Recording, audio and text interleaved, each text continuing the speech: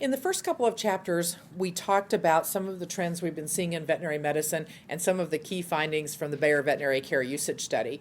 In this chapter and the ones that follow, I want to talk about some of the specific solutions, so some of the key things that we need to do in our practices in order to increase visits. The first one is pretty basic, and it really has to do with tracking information that is critical to decision making. So obviously we can't manage what we can't measure. Many practices are still not collecting the data that they need to make intelligent business decisions, and that'll be the first of the items that we talk about. In the next chapters, we'll talk about marketing your practice. We'll talk about the need for communicating the value and the necessity of veterinary care. We'll talk about managing pricing, friending cats, and then convenience factors, making it easy to schedule and keep appointments. This information shows the kind of data that veterinarians are tracking on a regular basis. So what we asked was, did you look at this metric at least quarterly? And of course, remember that quarterly would not be optimal. It would be better if these metrics are being tracked on a monthly basis. But we're trying to at least get some idea of what veterinarians are actually doing now. The top two metrics that get looked at least a semi-regular basis are overall revenue and expenses. About 87% of respondents to the survey said they looked at revenue at least quarterly, and about 3/4 said they looked at expenses at least quarterly. Of course, that's a quarter of practices who are not looking at their expenses at least on a quarterly basis, and expenses in many practices have been rising steadily and eroding profitability, so certainly that's something that should be looked at on a more regular basis.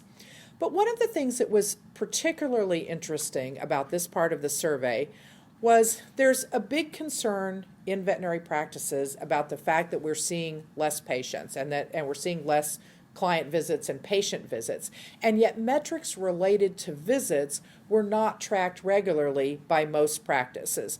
So if we looked at the number of new clients, we see that only 60% of practices actually look at that on at least a quarterly basis.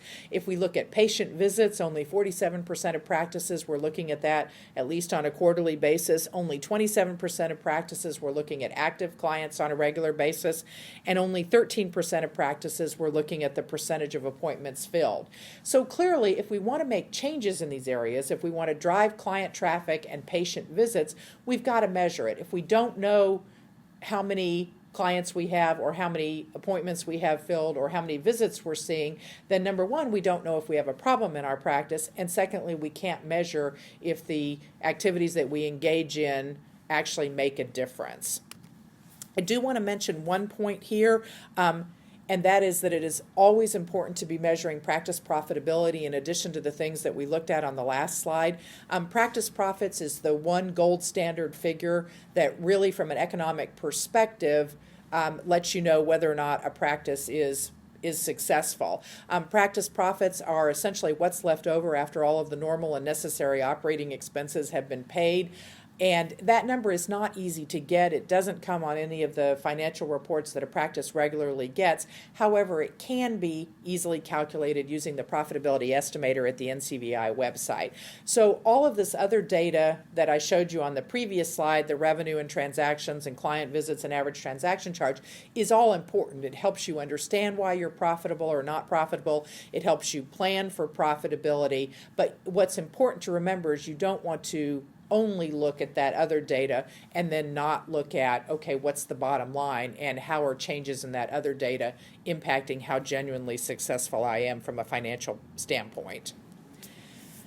One other interesting finding from this whole idea of you can't manage what you don't measure had to do with client satisfaction. And so we asked practices or practice owners, those were the primary respondents to this survey, a number of questions about client satisfaction. And what we found was that only about 20% of practices said that we routinely measure client satisfaction through after-service surveys.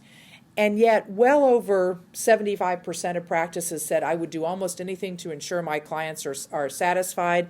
And again, a similar figure said, I would change how my practice operates if I knew it would increase client satisfaction. So again, we have a mismatch here. We have practices who say, yes, it's very, very important to me that I have a high level of client satisfaction and I would change anything to make my clients more satisfied, and yet very, very few of those practices are actually measuring client satisfaction. So how can we change something if we don't know are clients satisfied and what would make them more satisfied? So again, there are key metrics that have to be looked at on a regular basis in order for us to successfully run our practice. We'll now move on to Chapter 4 and talk about some of the additional solutions.